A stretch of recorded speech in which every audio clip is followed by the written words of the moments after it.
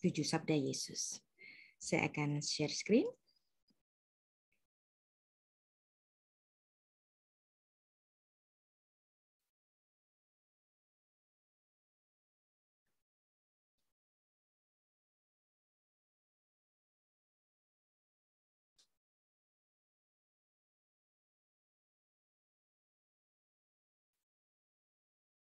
Oke, kita mulai. Beshem Ha'af, Vehaben, Veruah Kodesh, Ha Elohim Echad. Di dalam nama Bapa dan Putra dan Roh Kudus, Allah yang Esa. Amin. Shalom semuanya.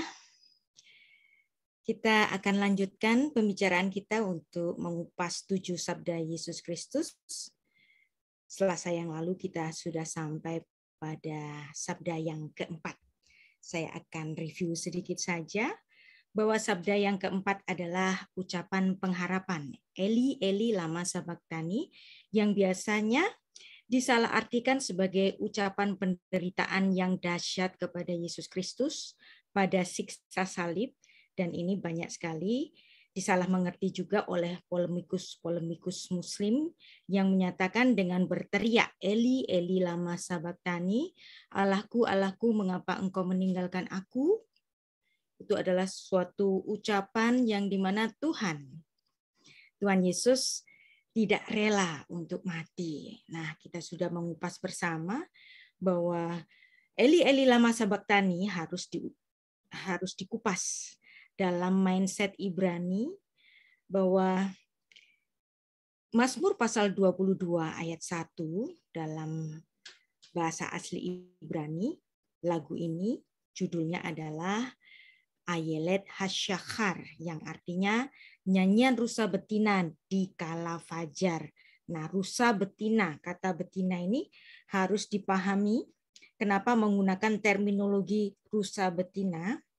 Dan ini juga ada bahasanya pada bab yang ke-18 dari buku saya, Injil Salib Besorat Hatselaf, bahwa Eli, Eli, lama sabachthani adalah ucapan pengharapan bagi Maria ibunya, karena Mazmur 22 dalam tradisi orang Yahudi digunakan sebagai sidur yang dibacakan oleh para ibu biasanya ketika mereka menghadapi kekalutan atau hal-hal yang menyedihkan.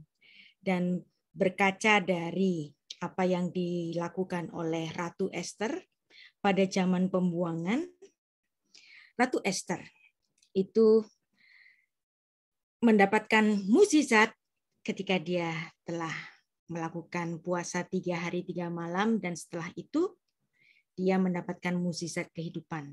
Dan dalam doa dan puasa Esther itu ia mengucapkan Mazmur pasal 22 yang dimana dia merasa ditinggal oleh Tuhan.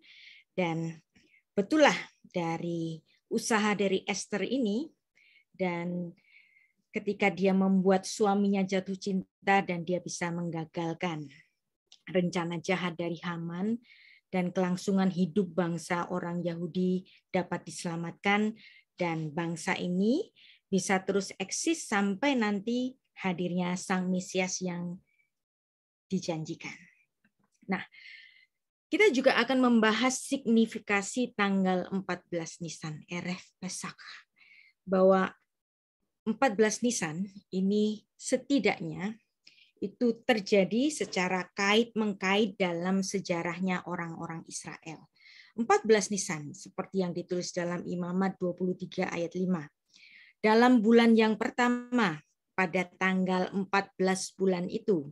Nah, bulan yang pertama adalah bulan Nisan, tanggalnya tanggal 14 pada waktu senja. Jadi menjelang pergantian hari, karena pergantian hari bagi kalender Yahudi itu terjadi pada jam 6 petang. Nah, tepat jam 6 petang ada Paskah bagi Tuhan.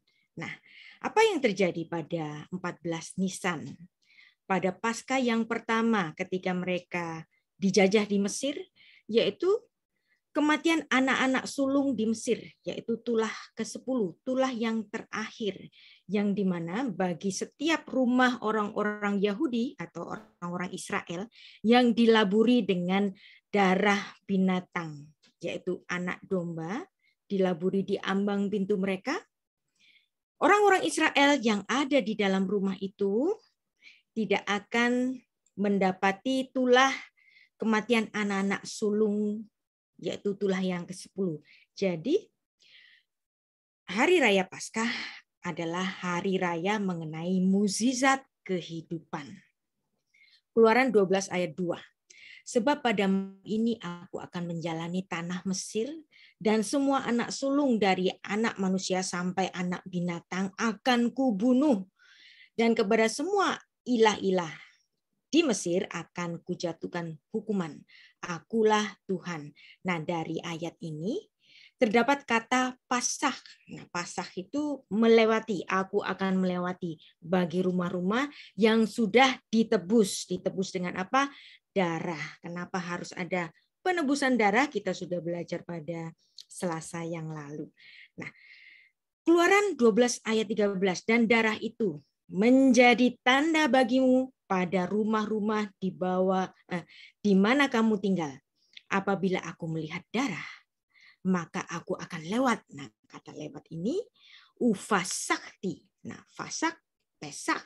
Nah, dari kata itu aku akan lewat daripada kamu. Jadi tidak akan ada tulah kemusnahan di tengah-tengah kamu. Kamunya ini siapa? Kamunya ini adalah bangsa Israel yang rumahnya dilaburi tanda darah. Apabila aku menghukum tanah Mesir. Ayat 23. Dan Tuhan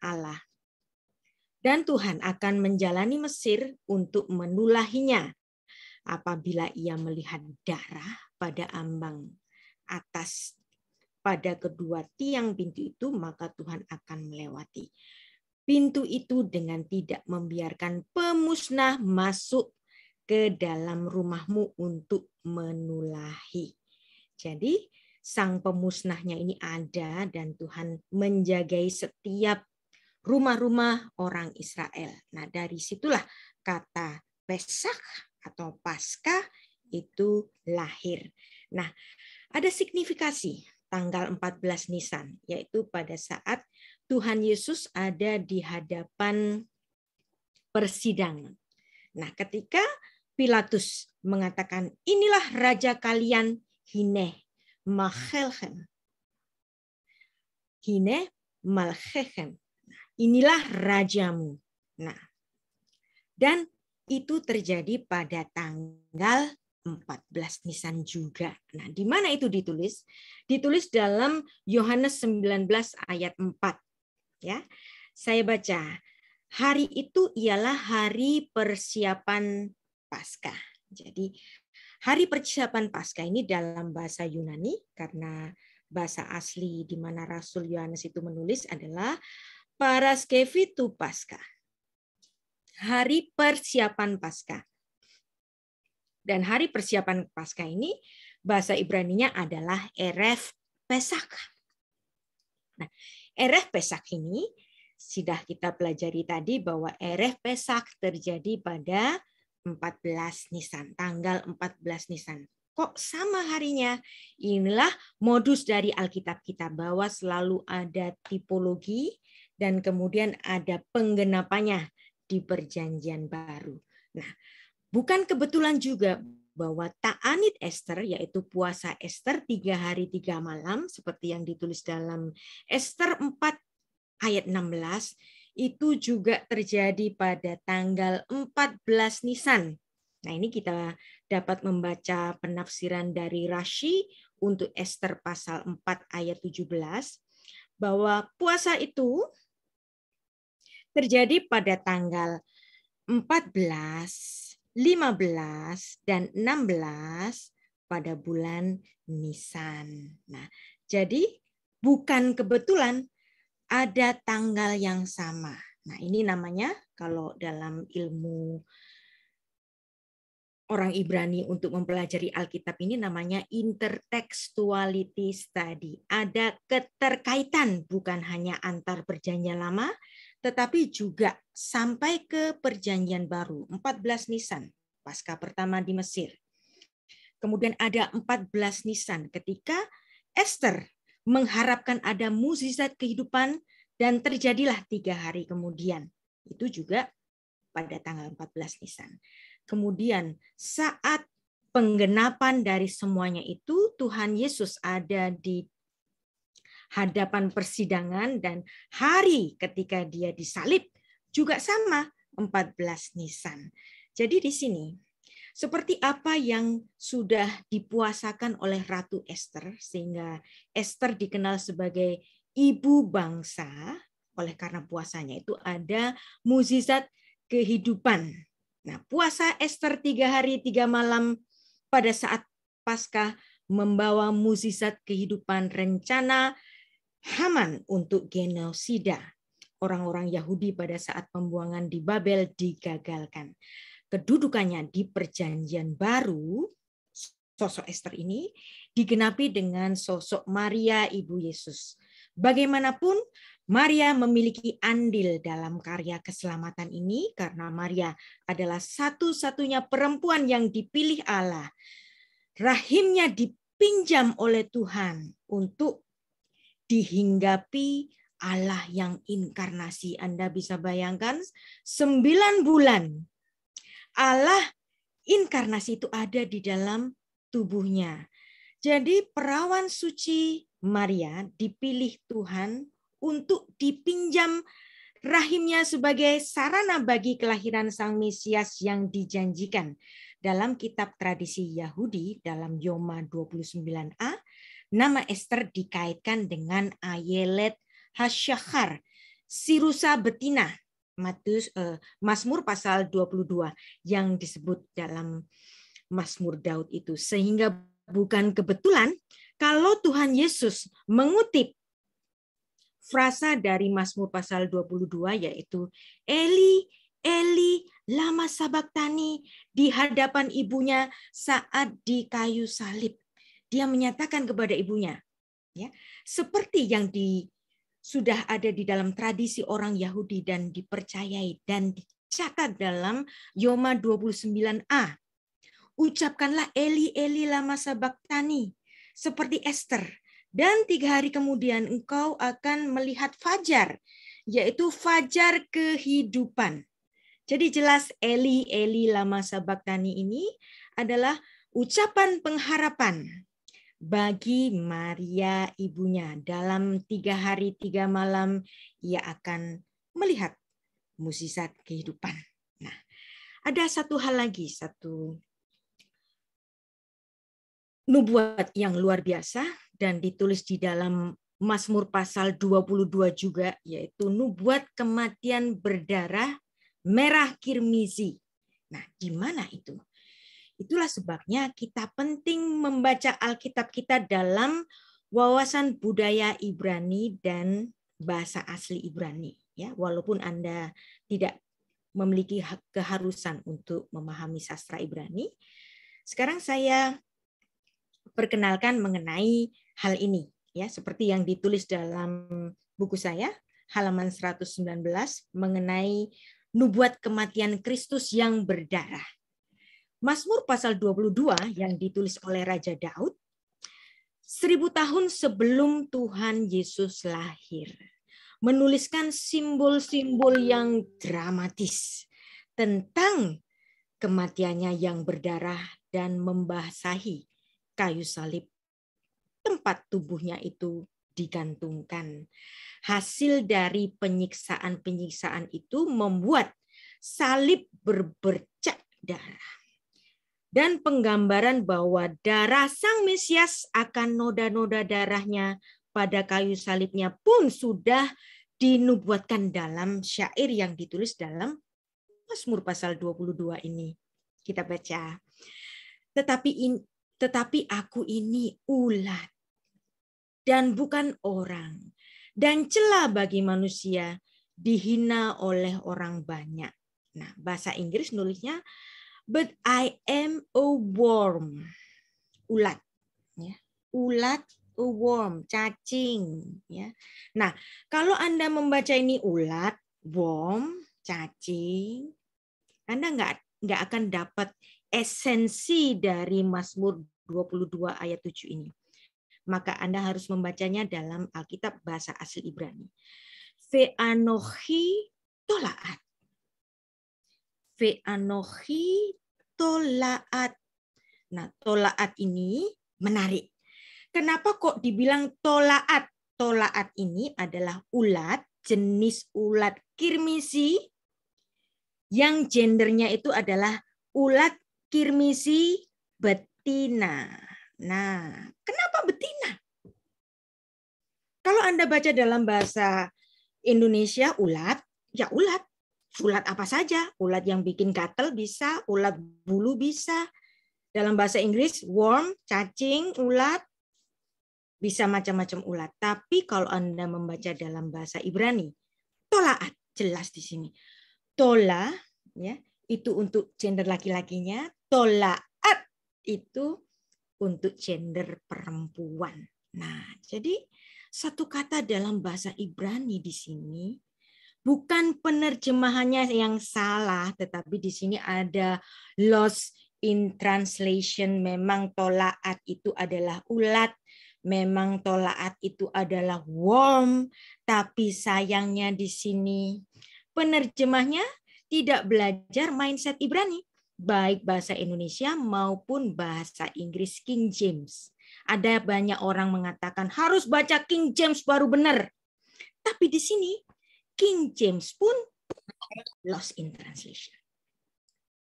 Ada kesalahan pengertian, menggiring kepada kesalahan pengertian.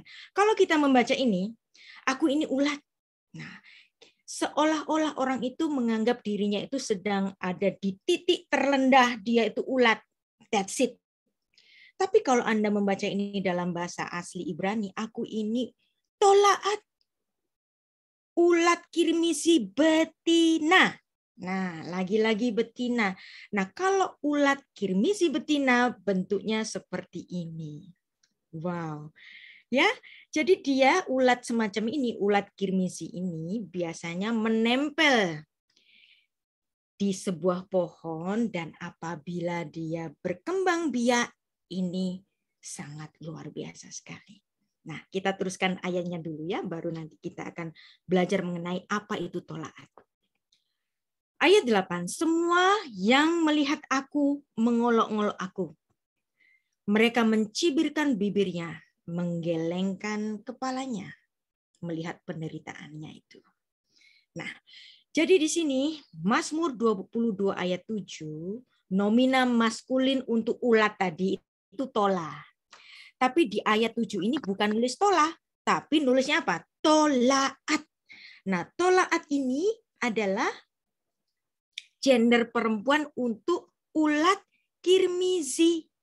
Ya, dan ulat kirmizi ini bahasa ilmiahnya adalah Coccus ilicis yang menjadi sumber zat pewarna kirmizi warna merah menyala itu. Nah, ulat betina untuk ulat kirmizi ini ya, kira-kira itu mirip sebuah buah beri ya, yang menggunakan kata kokos. Nah, buah beri di sini. Maka ulat kirmizi itu disebut dengan kokinos.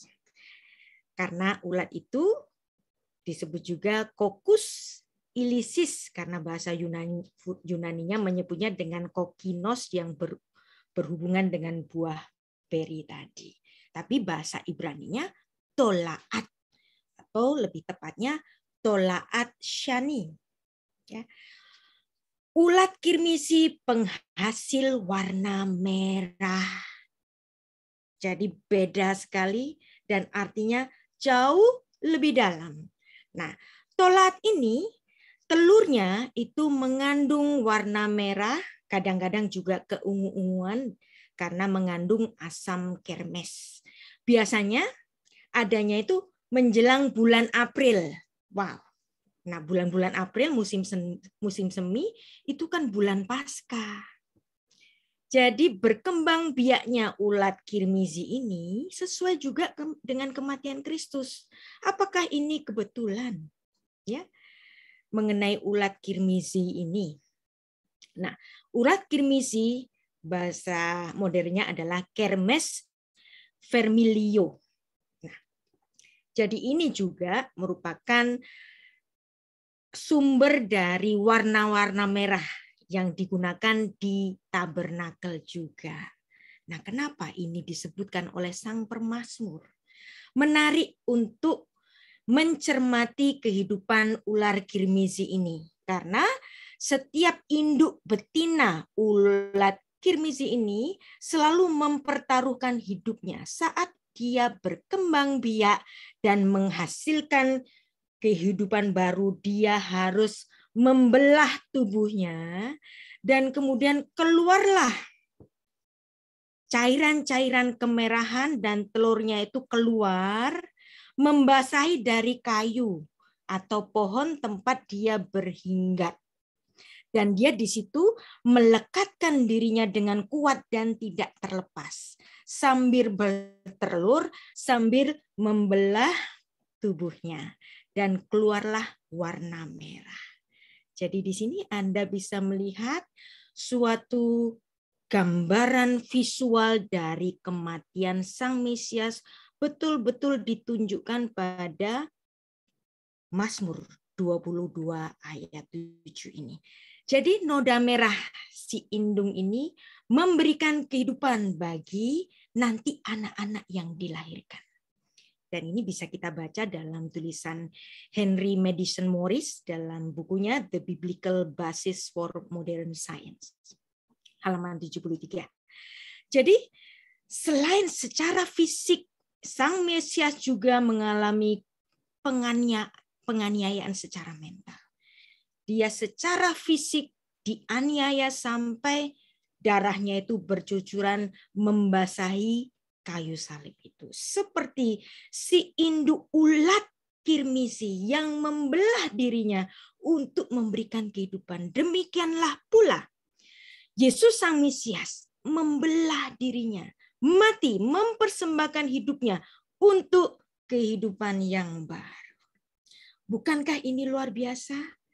Maka tidak salah ketika Sang Mesias itu, ketika dia berdarah-darah dan membuat ibunya histeris menangis, dia memberikan ucapan pengharapan kepada ibunya. Ibu, ucapkanlah sidur. Apa itu sidur?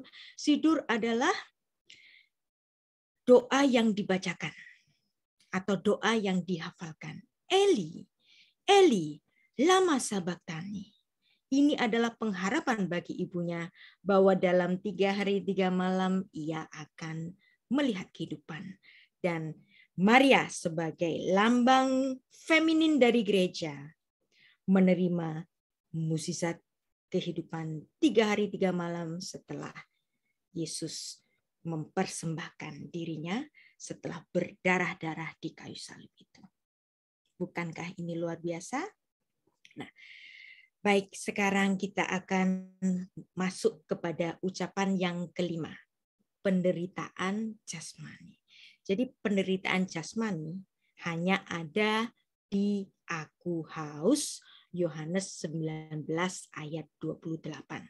Penderitaan jasmani Yesus Kristus bukan pada kalimat Eli Eli lama sabachthani, tetapi pada Aku Haus di sini. Inilah satu-satunya derita Yesus yang diungkapkan ketika dia merasa haus. Kenapa sih?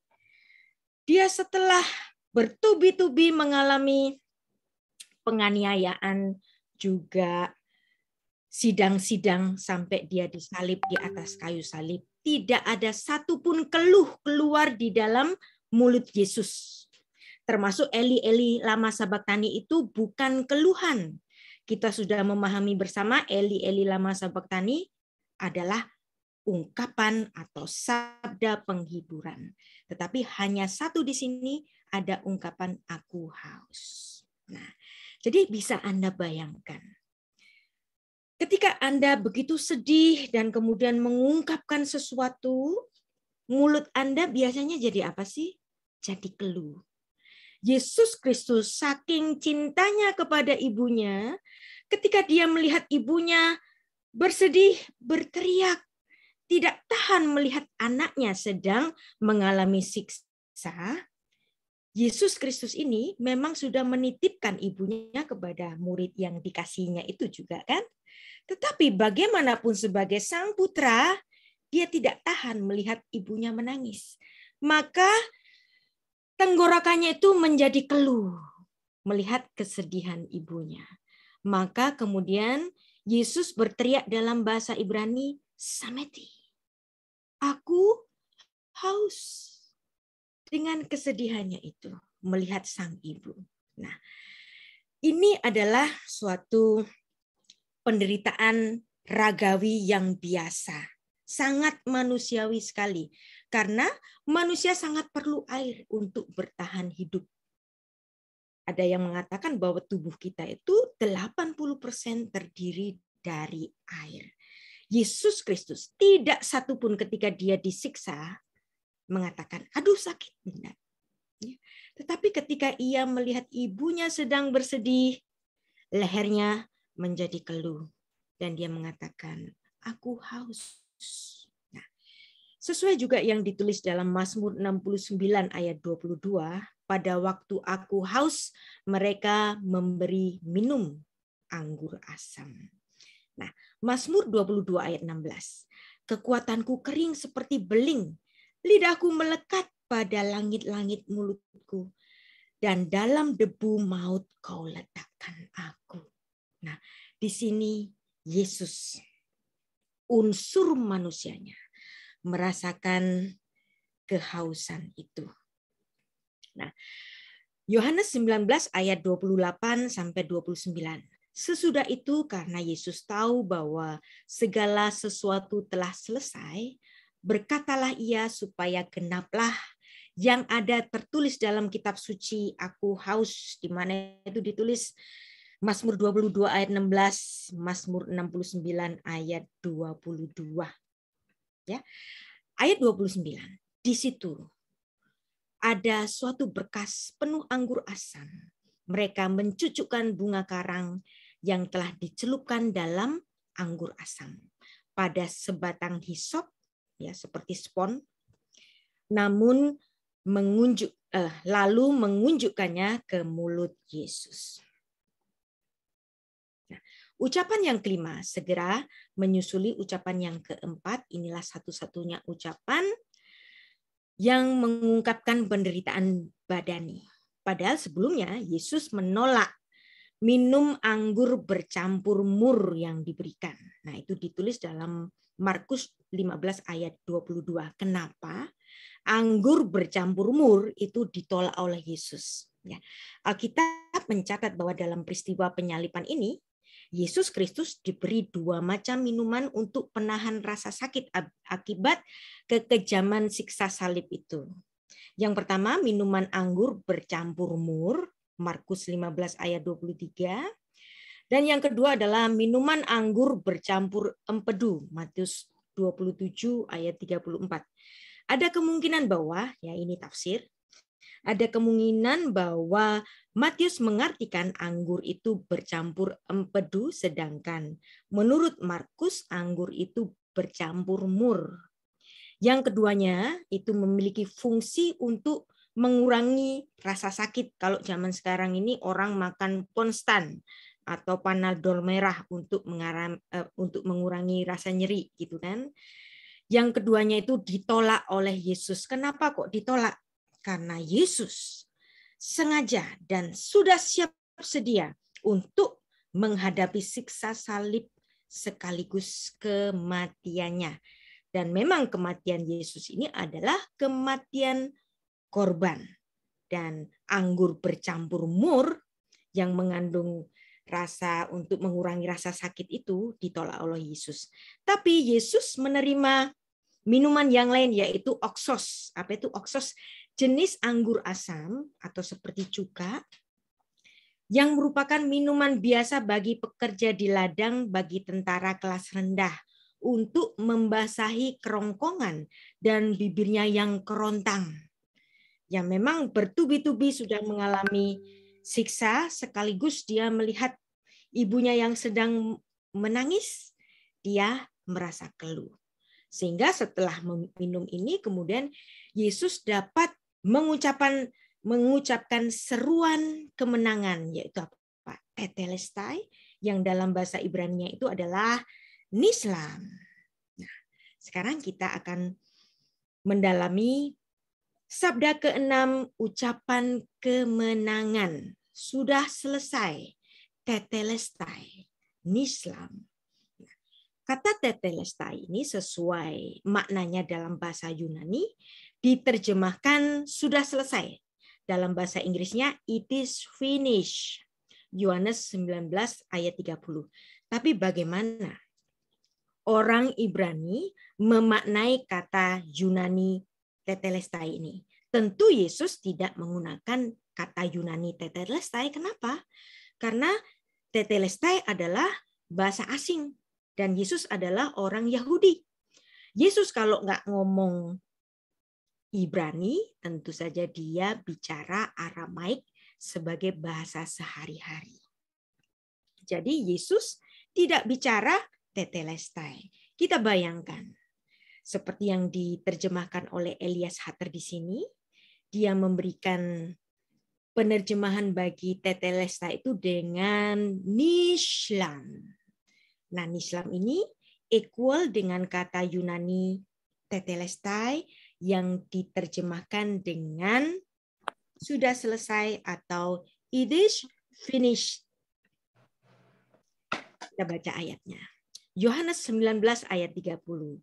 Sesudah Yesus meminum anggur asam itu, berkatalah ia, sudah selesai. Lalu ia menundukkan kepalanya dan menyerahkan nyawanya. Nah, terjemahan ini nggak salah. Terjemahan ini betul. Termasuk juga terjemahan bahasa Inggrisnya it is finished. Betul. Karena diterjemahkan dari bahasa Yunani tetelestai. Dan tetelestai ini adalah sesuai yang ditulis oleh Rasul Yohanes. Tetelestai. Dari kata telos. Telos itu sudah selesai, sudah mencapai tujuannya telos. Nah, tete, awalan tete ini untuk menunjukkan bahwa ini adalah suatu kata kerja perfect yang digunakan untuk diucapkan sekali untuk selamanya. Jadi seperti seorang yang lulus SD tamat, dia nggak akan mengulangi kelas 1 SD lagi. Sudah selesai, tamat sekali untuk selama-lamanya. Nggak perlu diulangi. Sudah lulus, selesai. Nah, ini makna tetelestai. Tapi bayangkan, apakah Yesus di kayu salib betul mengungkapkan bahasa Yunani tetelestai? Karena tetelestai ini bahasa asing. Bahasa yang digunakan oleh para rasul untuk menginjil kepada bangsa-bangsa asing non-Yahudi. Tetapi tentu saja sebagai orang Yahudi, Yesus bicara dalam bahasa Ibrani atau bahasa Aramaik. Yang dimana bahasa Aram maupun bahasa Ibrani adalah bahasa yang serumpun. Nah, jadi kita bayangkan Yesus bicara dalam bahasa Yunani. Yesus bicara dalam bahasa Ibrani. Nah, kata tetelestai tadi diterjemahkan dalam naskah Ibraninya itu adalah Nislam. Nah, Nislam ini adalah bentuk nif'al. Apa itu nif'al? Bentuk pasif. Bentuk pasif yang refleksif. Nah, Nislam ini akar katanya yaitu shalom. Anda tahu maknanya shalom? Shalom artinya mendamaikan. Nah, kata shalom, verba shalom, dalam bahasa Ibrani untuk binyan PL itu artinya melunasi. Jadi, kata shalom itu bisa bermakna mendamaikan, dalam bentuk PL-nya artinya melunasi. Wow. Jadi ini kata-kata tetelestai bukan sekedar menyelesaikan. Memang kata shalom, shilem, itu juga bisa menyelesaikan. Bisa juga melunasi. Bisa juga mendamaikan. Kata shalom artinya sangat luas sekali. Nah, jadi kita dapat menggali makna yang lebih dalam dari makna Ibraninya ini. Nishlam dari kata shalom. Yesus telah memperdamaikan perceraian antara manusia dengan Tuhan sejak di Taman Eden. Dipersatukan kembali dengan darah Yesus. Maka satu-satunya sang pendamai itu adalah Yesus Kristus. Upah dosa adalah mati. Maka siapakah yang membayarnya dengan kematian berdarah? Shalom, dia adalah Yesus.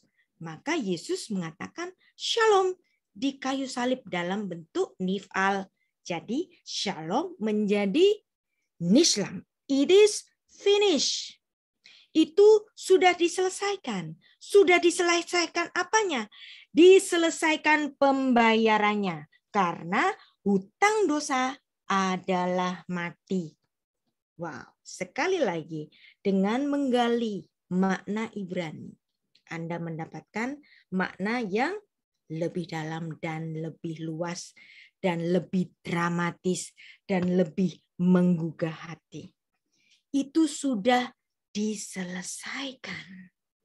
Nah, sekarang kita belajar kata shalom, intertextuality study, bagaimana naskah Ibraninya itu menerjemahkan makna shalom dalam arti mendamaikan, menyelesaikan, sekaligus melunasi. Shalom bisa bermakna peace, bisa bermakna completeness, bisa bermakna paid in full. Kita hanya tahu biasanya shalom sebagai kata sapaan gitu, halo shalom gitu, damai ya damai. Baik ya baik, kamu baik-baik saja, kamu aman-aman saja. Jadi shalom pun bisa bermakna aman, damai sejahtera, sentosa, aman, selamat, tidak kekurangan, completeness. Jadi ini juga menjadi kata sapaan kita. Kamu baik kan? Apa kabar baik kan? Maslomcha, apakah kamu shalom? Apakah kamu selamat? Dan saya menjawabnya, Shlomitov. Gitu kan? Nah, jadi ini makna shalom. Nah, kemudian kata nishlam, karena ini bentuk pasif, itu sudah diselesaikan, kata Yesus di kayu salib. Nah, ini yang kemudian diterjemahkan oleh Rasul Yohanes dengan kata Yunani tetelestai di dalam otografnya Perjanjian Baru untuk Injil Yohanes. Nah, nishlam dalam bentuk PL itu juga artinya lunas. Dan ini lagi-lagi bukan kebetulan bahwa dalam ibadah orang Yahudi, kapora, Yesus Kristus diartikan sebagai kapora, dan dalam kehidupan orang Yahudi ada kapora. Apa sih itu kapora? Kapora adalah korban pendamaian, penebusan. Penebusan dengan apa? Penebusan dengan darah yang dilakukan di Bait Allah di Yerusalem. Jadi sang juru damai yaitu Yesus Kristus, dia mengucapkan damai, mengucapkan shalom, nishlam, silem di kayu salib. Maka ini adalah suatu penggenap dari nubuat yang dituliskan 700 tahun sebelumnya oleh Nabi Yesaya kepada Mesias yang dijanjikan, yaitu pada Yesaya 9 ayat 5. Dalam gelarnya yang keempat disebut dengan Shar Shalom. Karena dia adalah Prince of Peace yang mendamaikan, yang melunasi. Nah, misalnya dalam 2 Raja-Raja 4 ayat 7, kata Shalmi, aku sudah melunasi.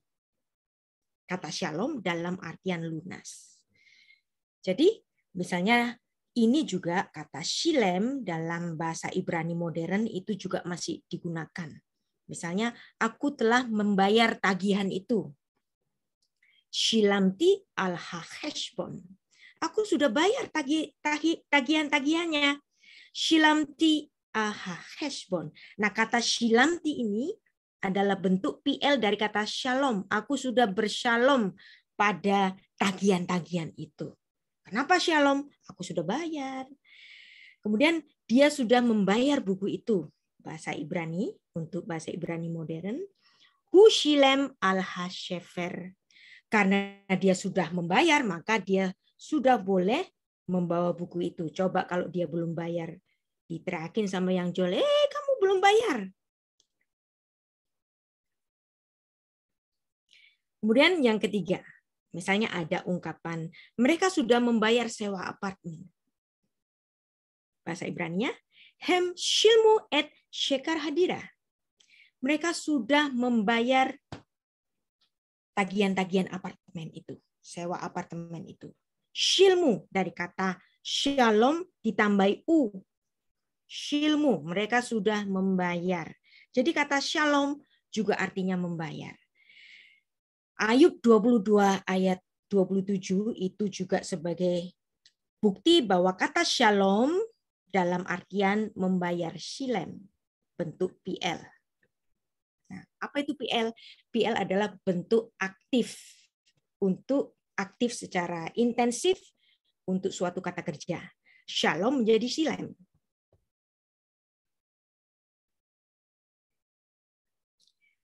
Nah, itulah penggenapan dari Roma 6 ayat 23. Sebab upah dosa adalah maut.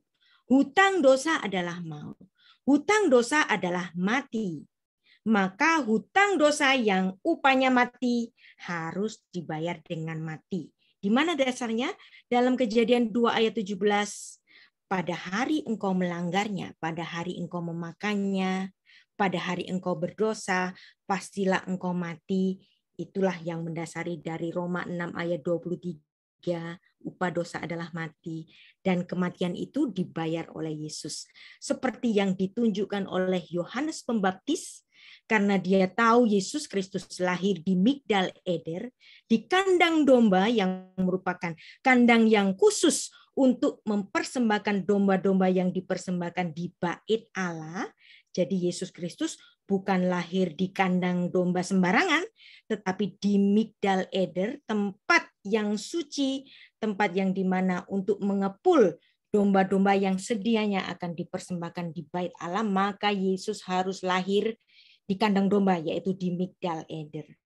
Karena Yohanes Pembaptis tahu Yesus Kristus lahir di Migdal Eder, karena ibunya adalah Elizabeth yang merupakan sanak dari Maria, maka dia dapat memandang Yesus Kristus ketika berjalan kepada calon-calon murid Yesus. Yohanes Pembaptis mengatakan, lihatlah anak domba yang menghapus dosa dunia, dan tangannya merujuk lurus kepada hidungnya Yesus, nggak usah pakai ditafsir-tafsirkan langsung. Itu orangnya. Sebagai anak domba Allah yang menghapus dosa dunia, yang artinya Yesus Kristus memang hadir sebagai anak domba yang dikorbankan. Kematian Yesus di kayu salib bukan kematian martir, tetapi kematian korban. Sehingga ketika dia di kayu salib, dia mengatakan nishlam, yaitu sudah selesai. It is finished. Tetelestai.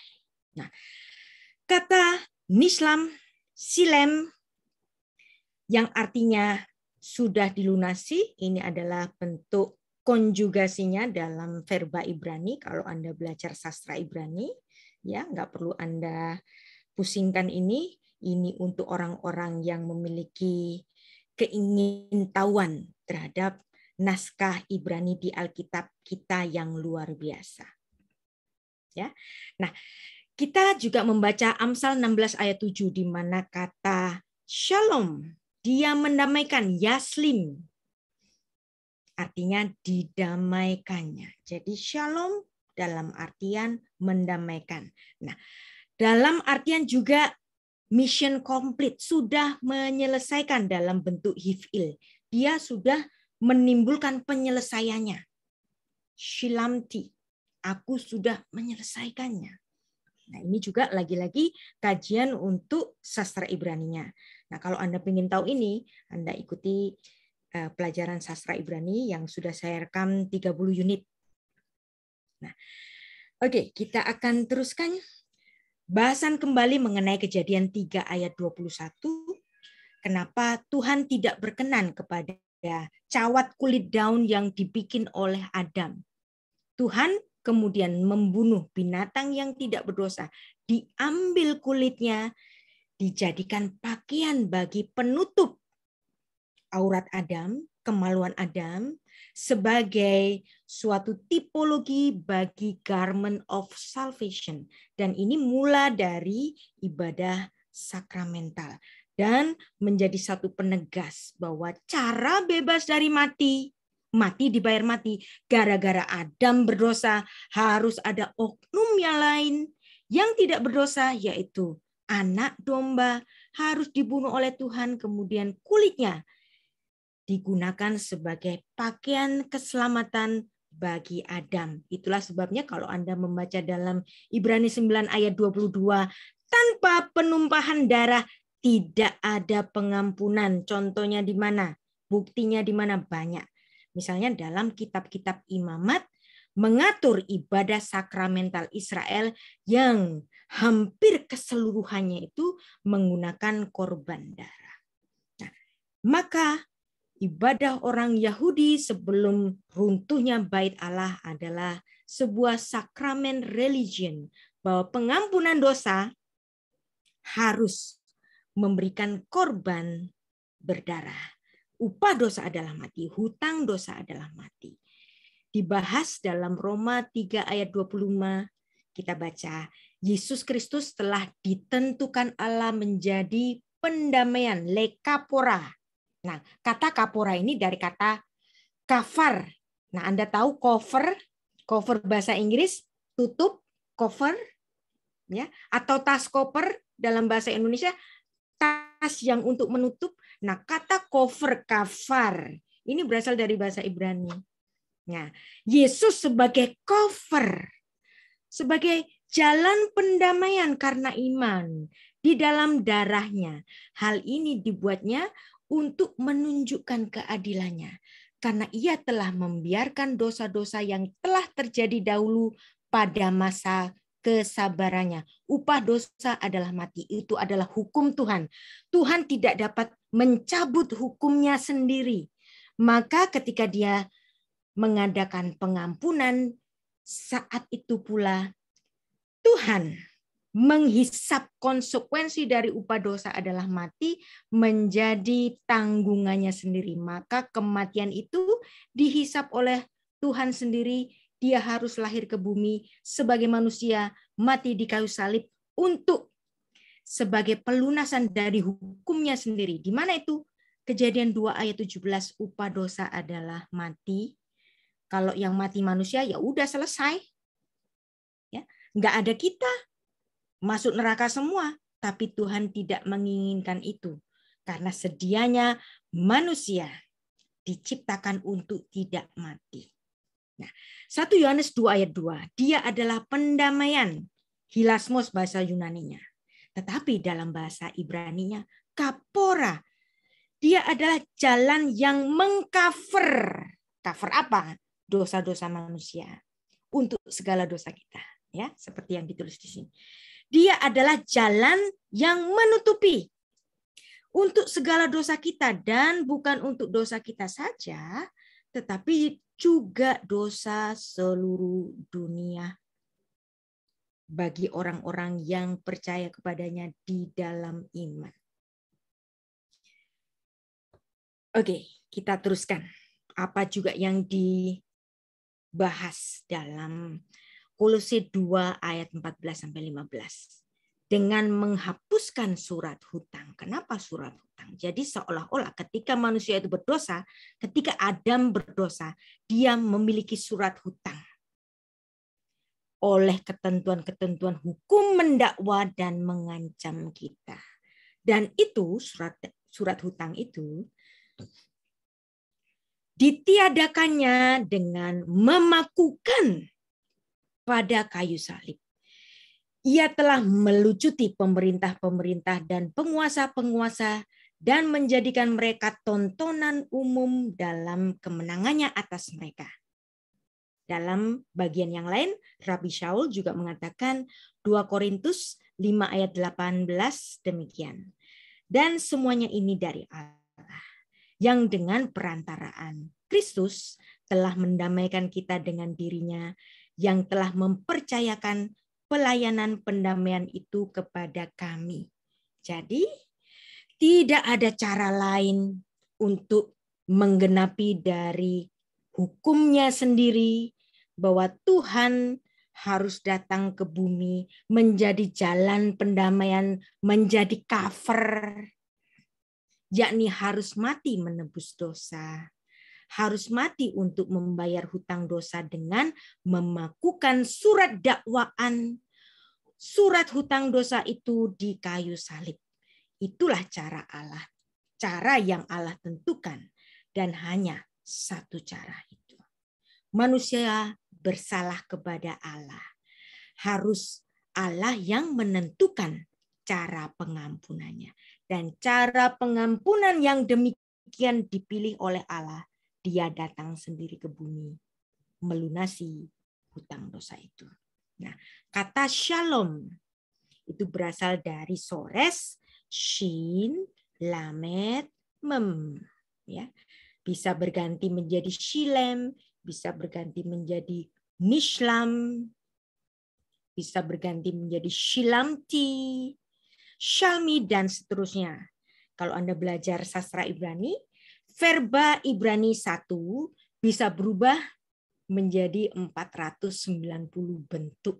Nah, dari kata shalom ini kemudian ada gelar yang ditujukan kepada Yesus, yaitu Shar Shalom, Raja Damai.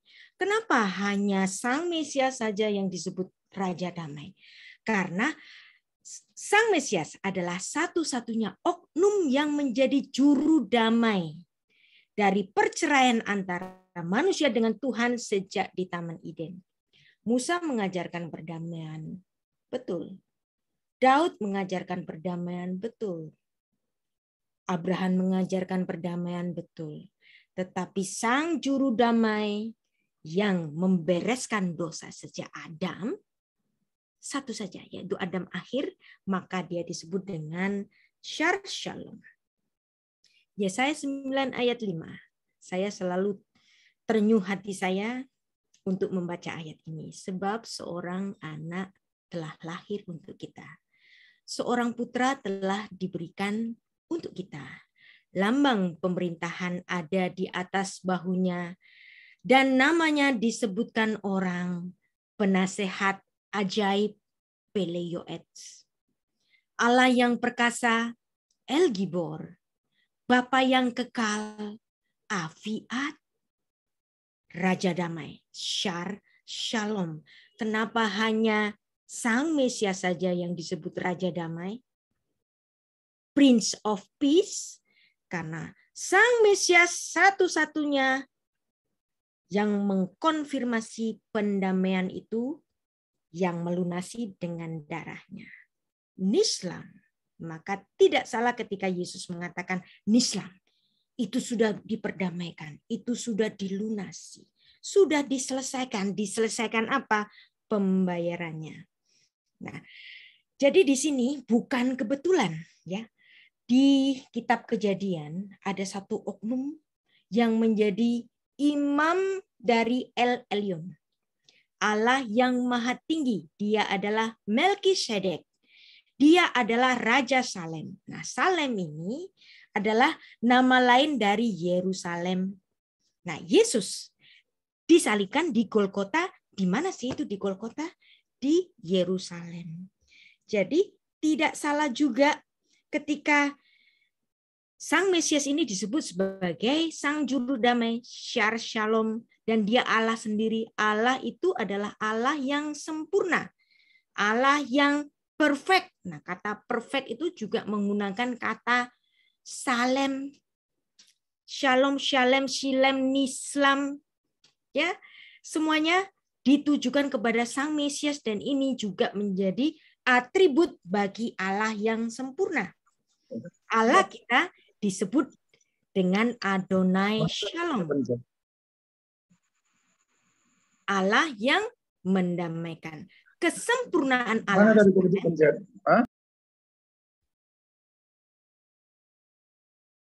Bisa di-mute?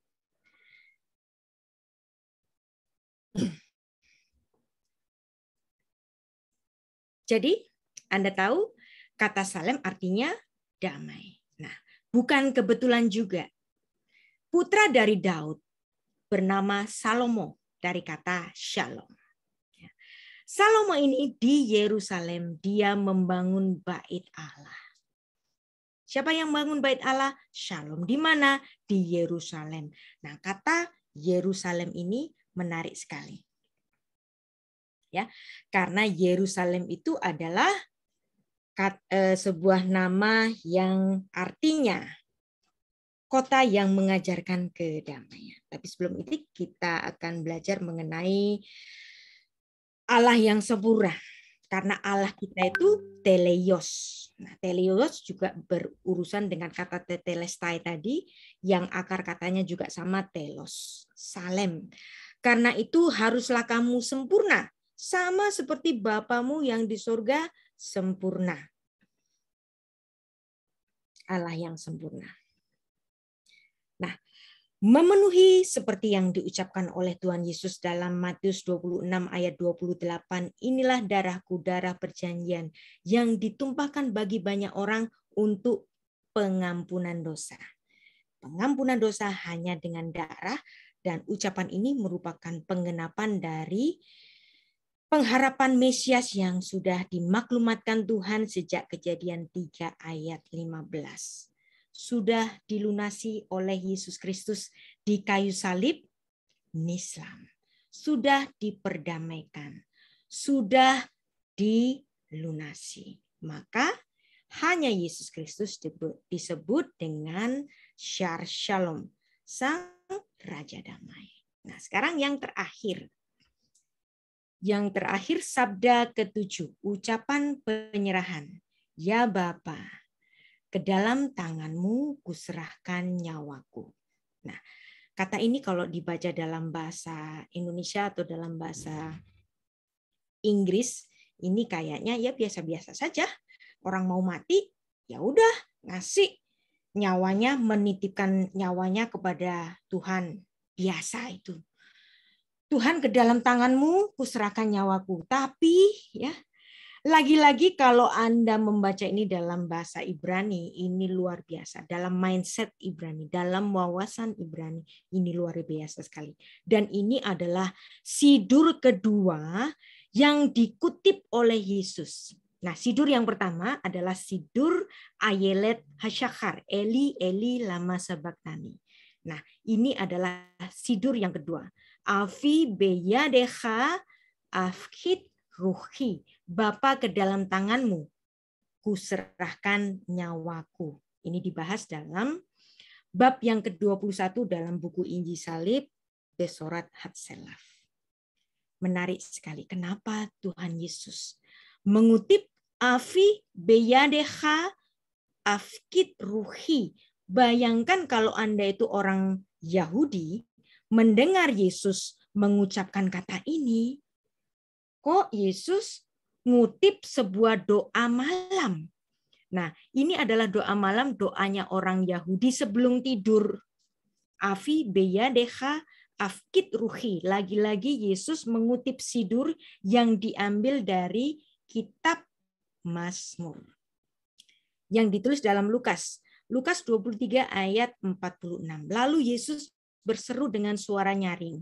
Ya Bapa, ke dalam tanganmu kuserahkan nyawaku. Dan sesudah berkata demikian, ia menyerahkan nyawanya. Bahasa Inggris juga biasa saja. Father, into thy hand I commend my spirit. Ya, I commit my spirit. Aku menyerahkan nyawaku. That's it. Tapi bayangkan kata-kata ini diucapkan Yesus dalam bahasa Ibrani, dan ini merupakan kutipan doa malamnya orang Yahudi yang diambil dalam Mazmur 31 ayat 6. Kita baca baik-baik ya. Ke dalam tanganmu lah kuserahkan nyawaku. Engkau membebaskan aku ya Tuhan Allah yang setia. Wow. Ya. Jadi Anda baca frasa keduanya juga. Engkau membebaskan aku. Ya Tuhan Allah yang setia. Bahasa Ibraninya. Beyadecha afkit ruhi. Kalau ini saya terjemahkan dalam bahasa Ibrani ke dalam bahasa Indonesia secara harfiah, saya akan menerjemahkan begini. Bapa, ke dalam tanganmu aku mendepositokan rohku. Aneh kan? Kok saya menerjemahkannya dengan aku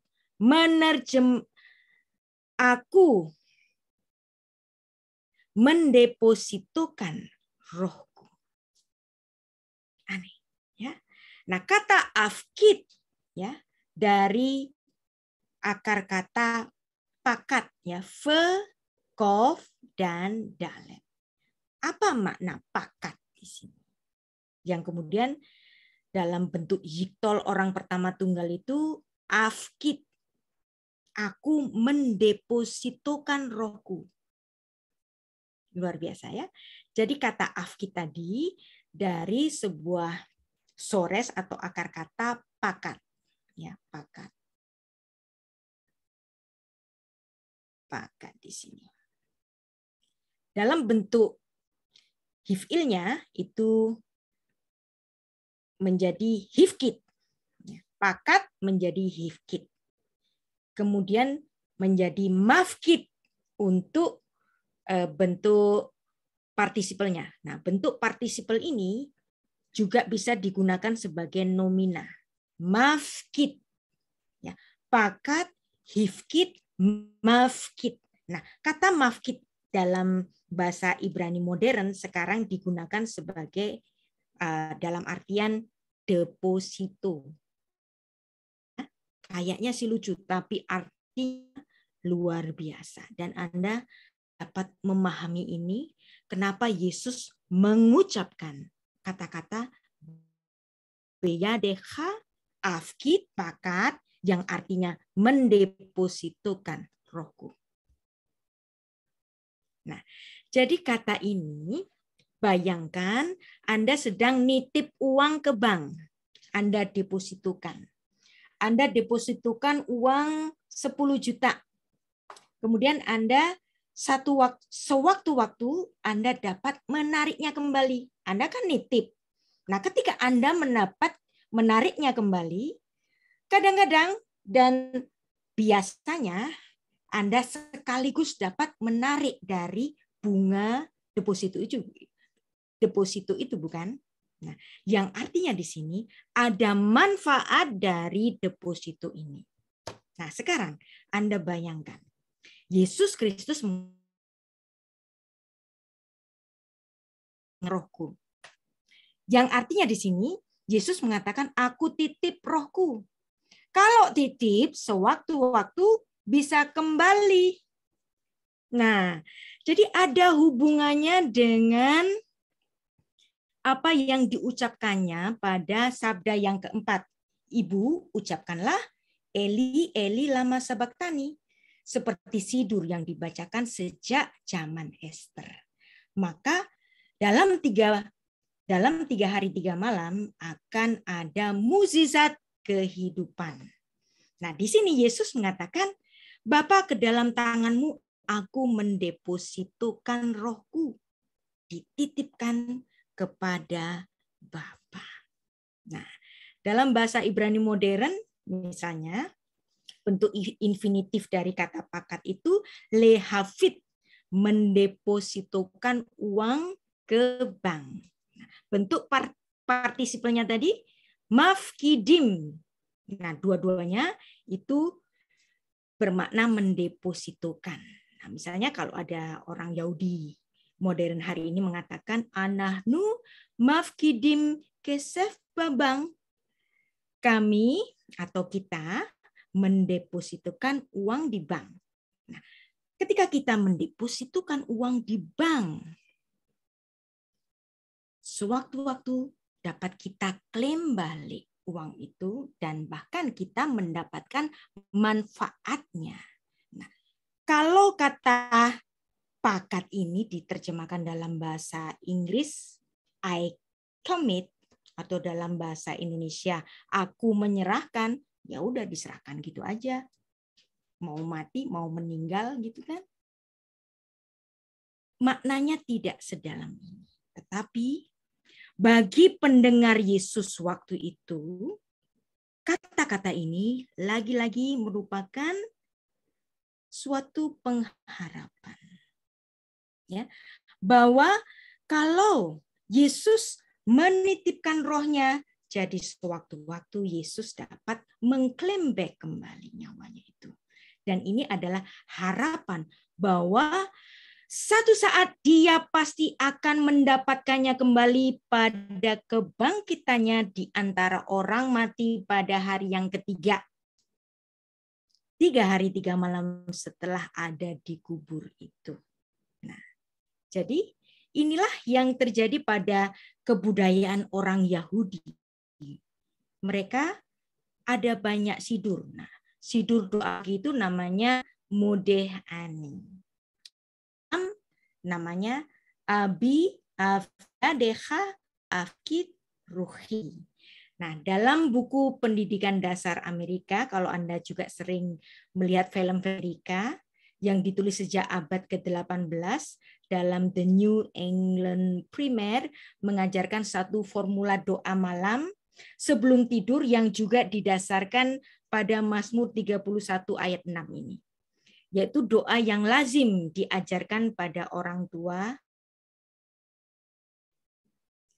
Ya, kalau Anda sering lihat film Amerika untuk anak-anak seperti ini, mungkin Anda pernah dengar. Now I lay me down to sleep. I pray the Lord my soul to keep.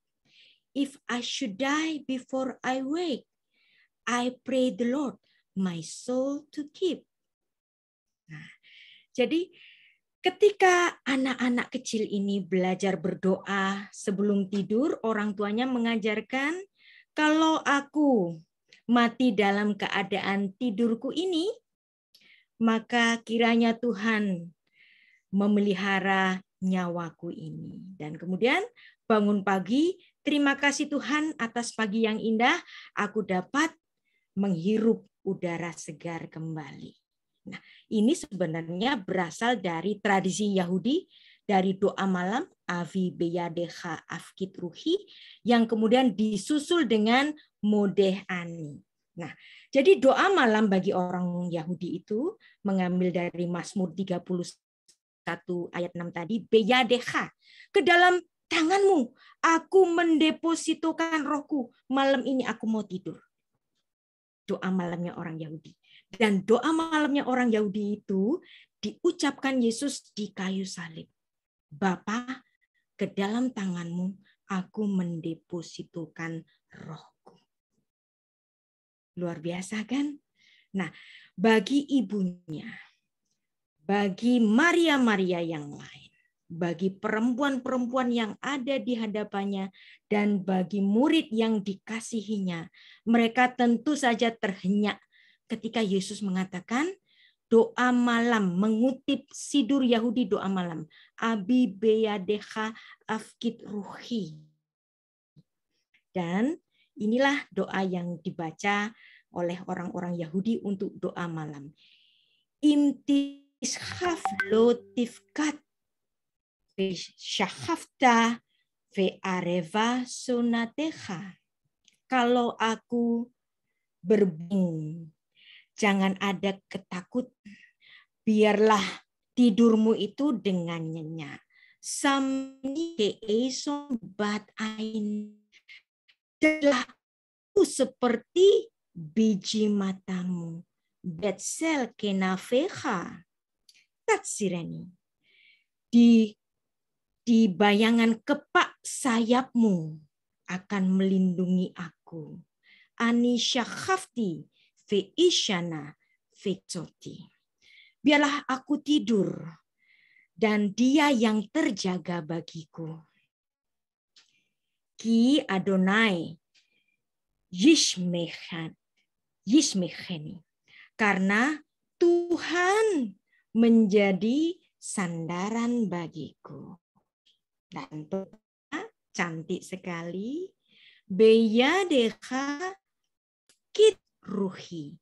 Ke dalam tanganmu aku menyerahkan rohku.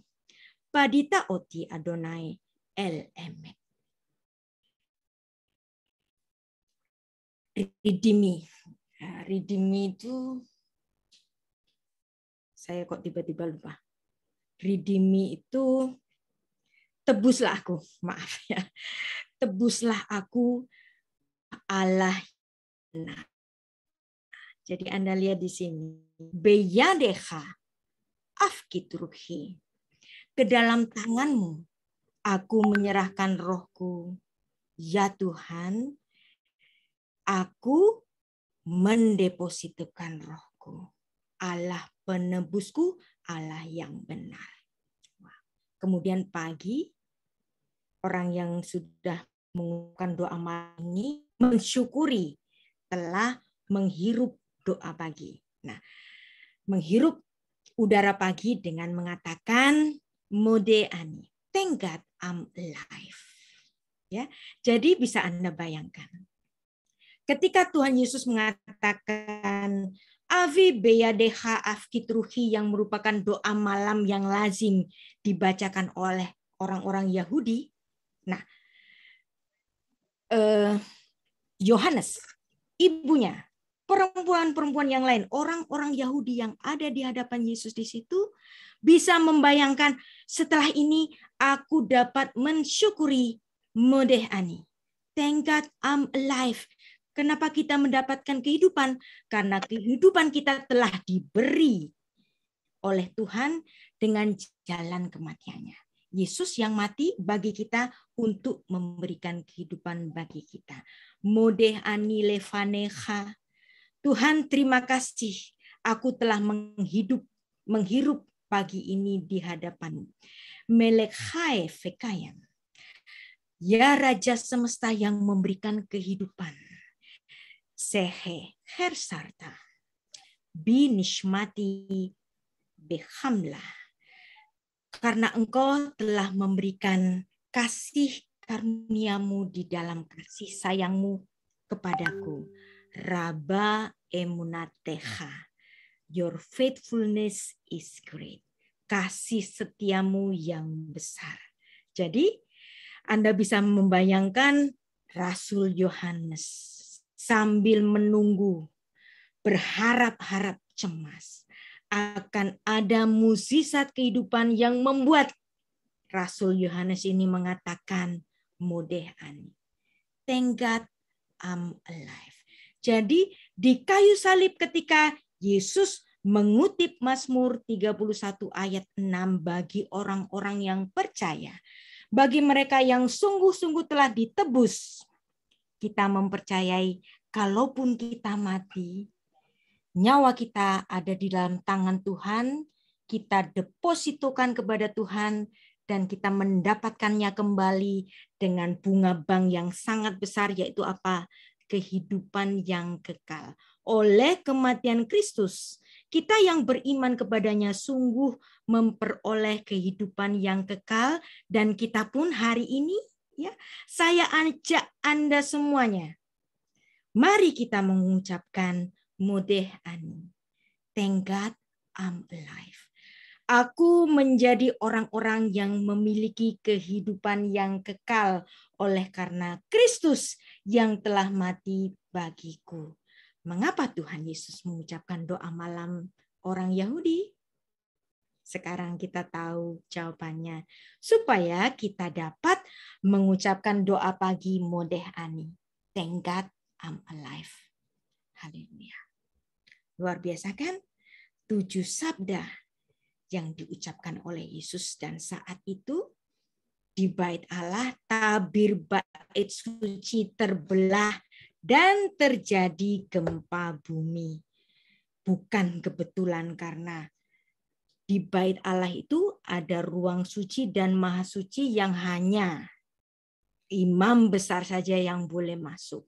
Kalau tabir itu sudah dibelah, artinya di sini sudah tidak diperlukan ruang maha suci lagi.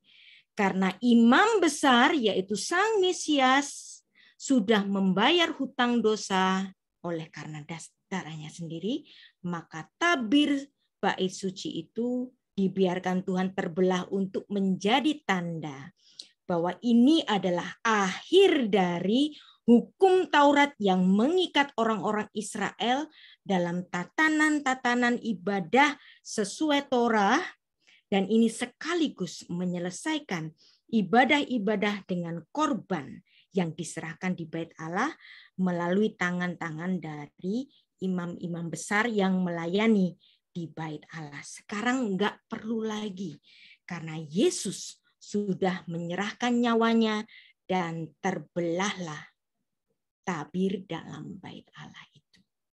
Ya, bukan kebetulan, semuanya sesuai dengan kehendak Tuhan. Maka tahun 70 Masehi, ketika Yerusalem dikepung oleh tentara Romawi, Tuhan membiarkan Bait Allah itu runtuh dan dibiarkan sampai hari ini. Kenapa? Sebab memang sedianya sudah nggak perlu lagi. Nggak perlu lagi ada korban-korban darah yang diserahkan di Bait Allah. Coba Anda bayangkan kalau seandainya Bait Allah itu ada sampai hari ini. Ada sampai hari ini. Maka orang-orang Yahudi masih saja akan mempersembahkan korban. Nggak perlu lagi, bukan?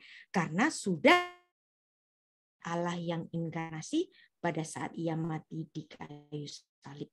Dan sekarang bagi orang-orang yang belum mempercayai Yesus adalah Mesias yang dijanjikan, mereka masih merindukan kembali untuk dibangunnya Bait Allah. Maka bagi kita, perlu nggak sih dibangun Bait Allah? Nggak perlu ya. Karena semuanya sudah diselesaikan oleh Yesus. Bayangkan kalau seandainya hari ini orang Yahudi bangun Bait Allah, mereka akan membuatnya, korban itu nggak perlu karena sudah selesai. Nislam sudah diperdamaikan dengan darahnya sendiri. Nah, ini adalah ibadah kita hari ini, bahwa kehidupan kekal kita seluruhnya oleh karena anugerah. Dan anugerah itu diberikan secara cuma-cuma kepada manusia. Anugerah ada yang berkewajiban,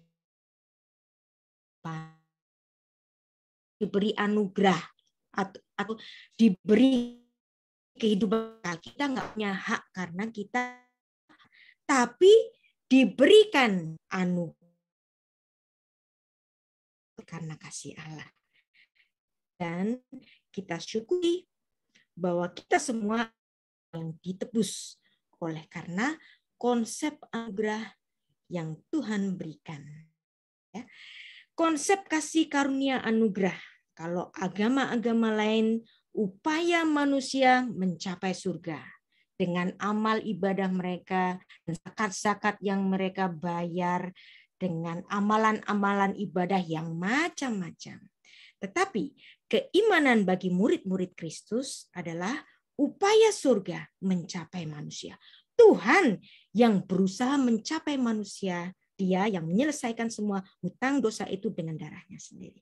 Dan kita syukuri, dan menjelang Hari Raya Paskah ini, kita menjadi semakin mengerti kenapa Tuhan itu harus hadir ke bumi. Dan ketika Dia sudah menyelesaikan, tetelestai, nislam sudah dilunasi.